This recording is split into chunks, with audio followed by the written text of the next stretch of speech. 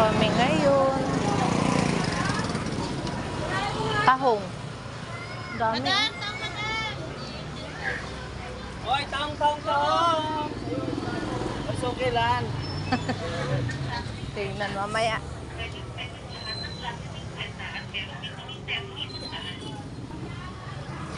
Tingin-tingin eh. Tingin-tingin sa prasko eh.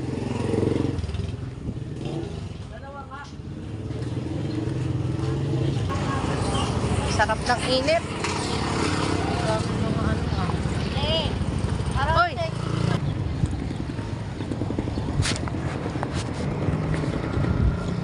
Ay, ang sarap ng init sa balat.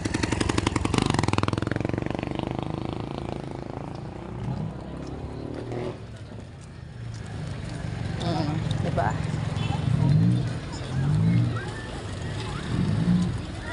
Pinakita na oh. Panibago. So ayan, papasok tayo sa isdaan. Hanap tayo ng isda.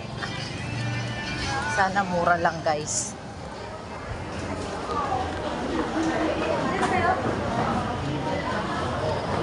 Doon kay ano, sa dulo.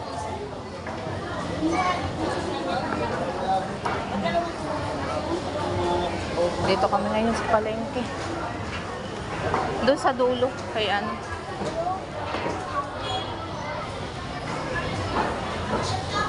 Doon no, yun. Dito ah.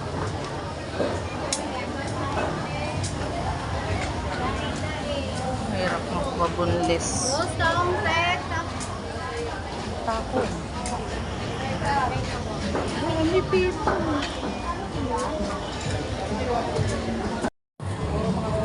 Tamalis? Isa na lang pag Ganon. Bichiko.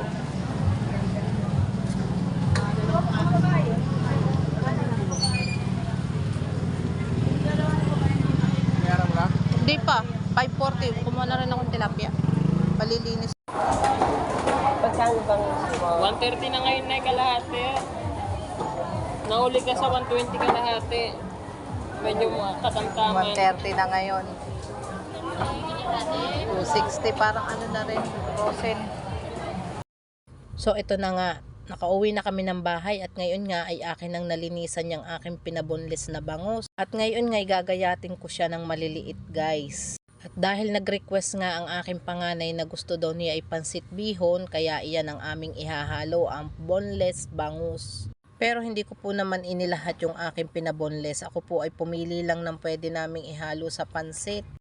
At syempre yan nga, ginagayat ko na ng maliliit, yung pa-cube lang. Parang paano ba yung tawag doon? Parang gagawin nating ayun, kilawing bangus. Pero hindi natin ikikilawin yan. Ihahalo natin sa ating lulutuin pansit bihon. Sabi ko nga kay bossing, pwede ba akong ilagay ang isdang bangus sa bihon na lulutuin natin?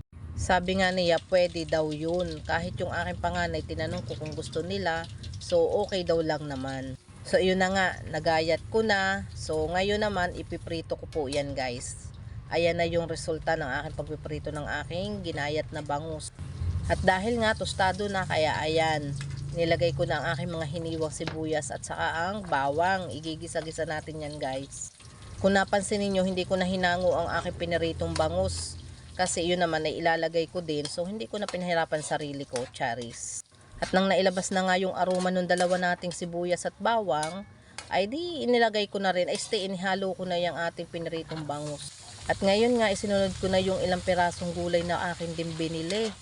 So madalit salita, may mekos-mekos lang natin lahat yan guys. At alam nyo naman ang process ng pagluluto ng bihon. Ang pagkakaiba nga lang ho, hindi ho baboy o manok ang inilagay namin dyan, kundi boneless bangus. Abay sa totoo lang, hingaan ko lang ho ginawa ito na isda ang inilagay ko sa aking lulutuing bihon. Dahil nga, nasanay ako minsan pag hindi baboy or manok ang aking inihahalo lang. At pag hindi afford yun, dalawang yun, ay minsan ay kikiam na laang. Pwede na rin iyon. At yan nga ho, sa pagkakataong iyan, ay dinilagyan ko na ng tuyaw ang aking nilulutong itaw. Ito nga po palang bangus, ay akin muna ngang ipinirito, diga. Kasi para po hindi siya madurog pagka hinahalo. Kaya kailangan iprito muna natin para hindi naman siya yung parang giniling na talaga. At medyo okay na nga ho yung aking carrot sa beans, ay dinilagay ko na ho rin kaunting repolyo. Bali yan ho ay kaunti lang ang aking inilagay, hindi ko inilahat ang buong repolyo. At pag yan ho ay lutong-luto na, ay di akin naman hong ititira ang iba diyan, hahanguin ko ho ang ibang gulay. So ayun, naudlot na naman ang aking pagbo-voice over kasi tinawag na naman ako sa tindahan ng aking dalaga. Sa totoo lang guys, ako minsan kaya tinatamad mag-voice over kasi nga pag ulot na ako sa pagbo-voice over ay di yan nga naaabala.